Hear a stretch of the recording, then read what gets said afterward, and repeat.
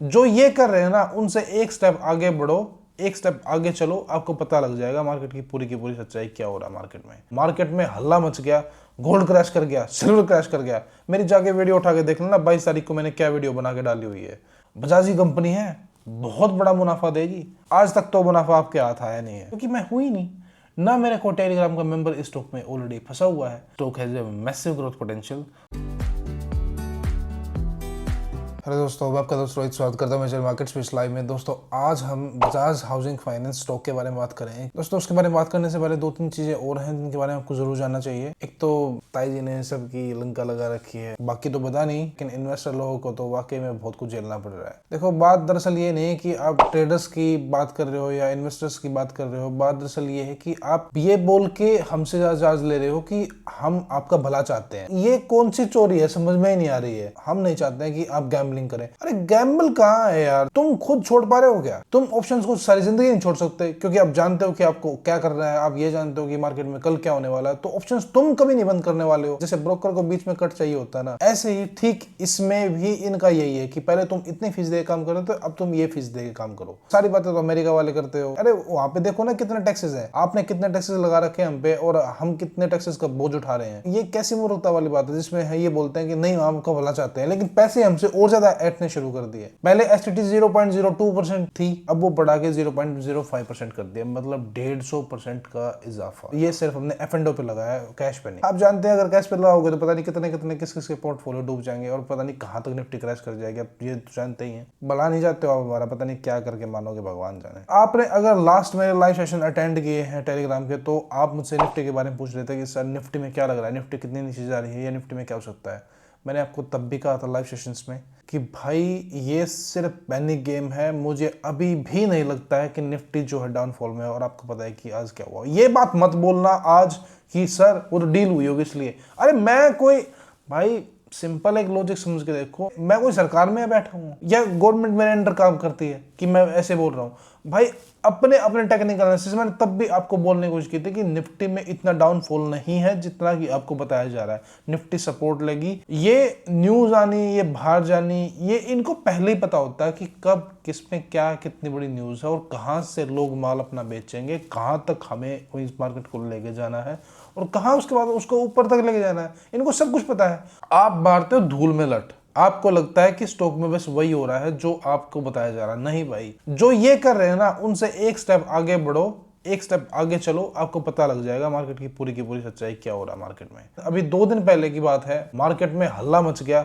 Gold crash कर गया, silver crash कर गया। मेरी जाके वीडियो उठा के देख लेना, 22 तारीख को मैंने क्या वीडियो बना के डाली हुई है।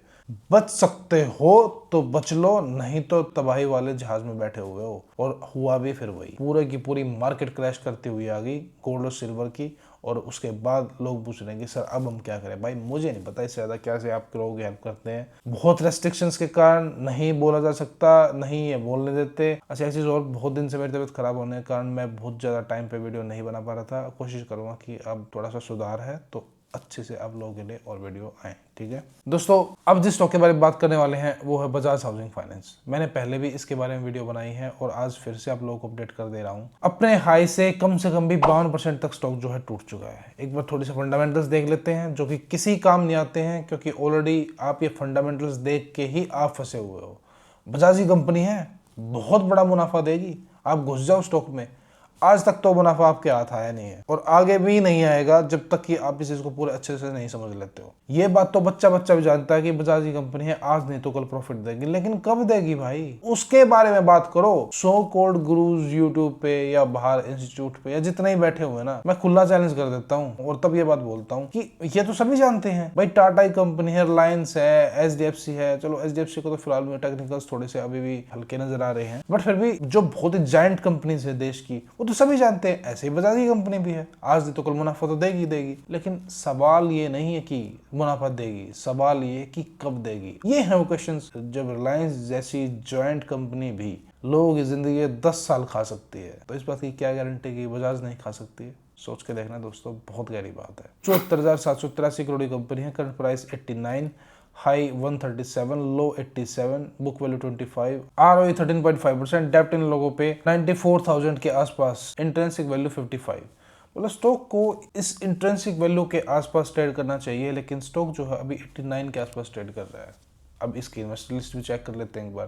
पिछले 3 क्वार्टर की एफआईए की होल्डिंग्स हैं 1.04%, 0.91%, 0.94%। जब 3 महीने बाद जो सारी कहानी रच दी जाती है तब आपके पास डाटा आता है, तो ये भी डाटा आपके पास किसी काम नहीं आएगा। डीआई की होल्डिंग 0.59%, 0.54%, 1.39%। थोड़ी सी डीआई की होल्डिंग्स इंक्रीज की है और एफआई में बहुत ज़्यादा खास इजाफा नहीं हुआ है। बजाज हाउसिंग फाइनेंस में आपके फंसे होने का रीज़न सिर्फ इतना ही है कि कंपनी का जब आईपीओ आया था तो अपने आँख बंद करके इस स्टॉक पे भरोसा किया था। देखो 165 पे ओपनिंग थी प्राइस की, 188 का हाई और आज के टाइम पे 89 के आसपास चला हुआ है।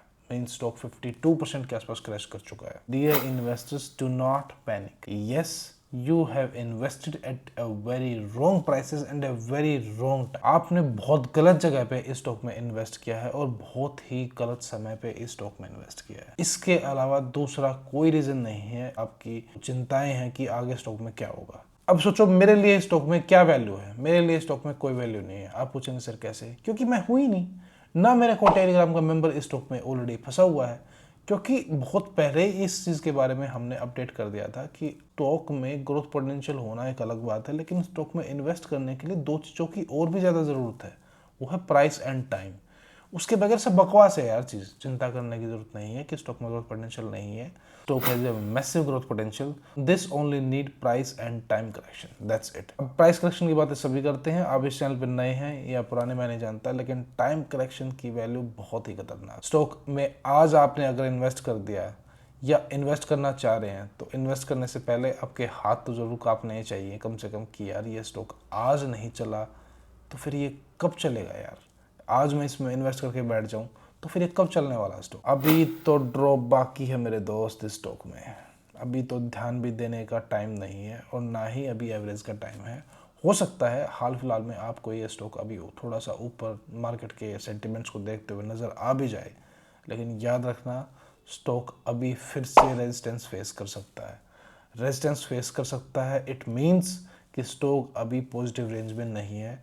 दोनों ही चीज़ें स्टॉक के लिए अभी करेक्ट नहीं हुई है, ना तो प्राइस करेक्ट हुआ है और ना ही टाइम करेक्ट हुआ है। टाइम में अभी टाइम और भी लगेगा और प्राइस में और भी प्राइस करेक्शन बाकी है। कब इसके बारे में बात कर सकते हैं दोस्तों, मैं बोल नहीं सकता। आप इसको ध्यान से सबसे नीचे वाली लाइन जो है आराम से पढ़ लीजिए। ये मैंने क्या लिखा है, मोर इन्फो विल बी, पता है ना, ध्यान से पढ़ लीजिएगा ये क्या है। और बहुत ही जल्दी लाइव सेशन दोबारा फिर से शुरू होने जा रहे हैं। ये दोनों लाइव सेशंस हैं, ये भी जानते हैं और ये भी जानते हैं। बोलना मुनासिब नहीं होता है क्योंकि इनकी पॉलिसीज कुछ ऐसी हैं कि बहुत इशारों में आपको समझाना पड़ता है और इशारों में आपको समझना पड़ता है। सबसे मेन इंपॉर्टेंट यही लाइव सेशन है, इसके बगैर कुछ भी नहीं है। ठीक है, पैनिक करने की ज़रूरत नहीं है। आसपास जिसने खरीदारी की है तो भी पॉजिटिव रेंज में अभी आ गया है आज के मोमेंट के बाद। मैं यही चाहूँगा कि एक बार पैसा अपने घर पे लेके जाएं यदि पॉजिटिव में है। सभी जानते हैं बजाज का स्टॉक है, धोखा नहीं देगा, लेकिन इतिहास अपने आप को कहीं दोहराना दे। बहुत अच्छी जाइंट कंपनीज बहुत एक बार करेक्ट होती हैं फिर उसके बाद ऊपर जाती हैं। और जो स्टॉक आपके पैसे को अपने पास रख के कई साल खा जाए तो उसमें पैसा लगाने का कोई महत्व नहीं रहता। मैं तो यही चाहूँगा कि आप ध्यान से काम करें, बहुत समझदारी से काम करें। मिलते हैं आपसे अगली वीडियो में। See tata, bye bye, take care.